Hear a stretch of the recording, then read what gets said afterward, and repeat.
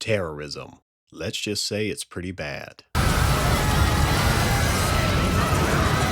But domestic terrorism committed by high schoolers? As a premise for an anime? That sounds pretty cool. In reality though, this anime is really about two young boys named 12 and 5. You'll notice I said names and then said numbers. Yeah, that's because 12 and 9 don't have names, at least not anymore.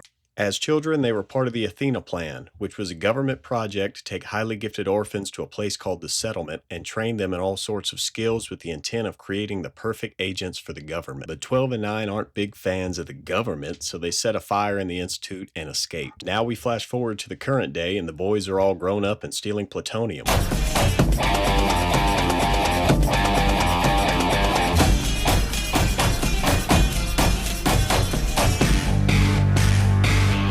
I'm sure that's fine, but don't pay too much attention to that. Look, it's King Von. After that opening, we finally get to see our protagonist in the flesh. This is 12, a happy-go-lucky guy who is also a terrorist and an orphan. And this is 9, a very serious and moody guy who is also a terrorist and also an orphan. He also looks like every anime protagonist ever. We also meet another important character named Lisa. Well, I say she's important. Really, she's like every other whiny character in anime that needs a little duct tape. Lisa is a quiet and self-conscious character who 12 brings in and winds up screwing up a lot of things before she becomes useful at the end of the story. The boys then enroll in high school to look more like normal students. Afterwards, we get introduced to Shibazaki. Shibazaki is a very intelligent and witty ex-detective. Emphasis on the X. He will be the main person smart enough to play the boys' games. Shibazaki's partner finds a YouTube video of two young boys calling themselves Sphinx, and they issue an exact time and place where they will attack. Most of the story centers around the boys issuing a bomb threat through riddles that Shibazaki is the only one smart enough to solve. On 12 and 9's side, the story follows their method and the personal relationship between them as we get drip-fed information about their past. Lisa is also there.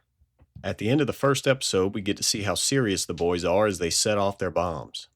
They also save Lisa and make her an accomplice. The anime also makes a point that no one died and only a few people were injured, showing that the Sphinx is trying to make a point and not kill innocent people. The next episode shows the Sphinx outsmarting the police at every turn and even sneaking into the police station and installing cameras.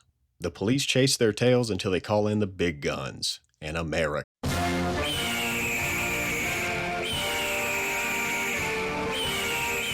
This is 5, the little girl we saw the boys leave behind at the settlement. She's all grown up and working for the American government. She is also one crazy bitch. Lisa accepts a bomb-shaped package because she's an idiot. Aw, for me? I hope it's a pony.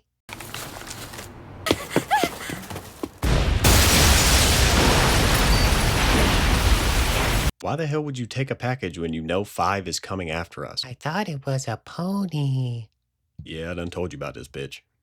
Now the script flips and 5 runs a game to test the Sphinx, culminating in some crazy set pieces and animation, as well as some well done twists and turns. I don't want to spoil anything further, y'all need to go watch it for yourselves.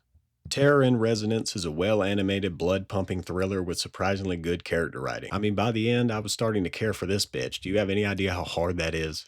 I will say the ending might piss you off, but give it a shot if you don't have anything else to watch. I give it a solid 7 out of 10. Like and subscribe to your boy Retro, and thank you for watching.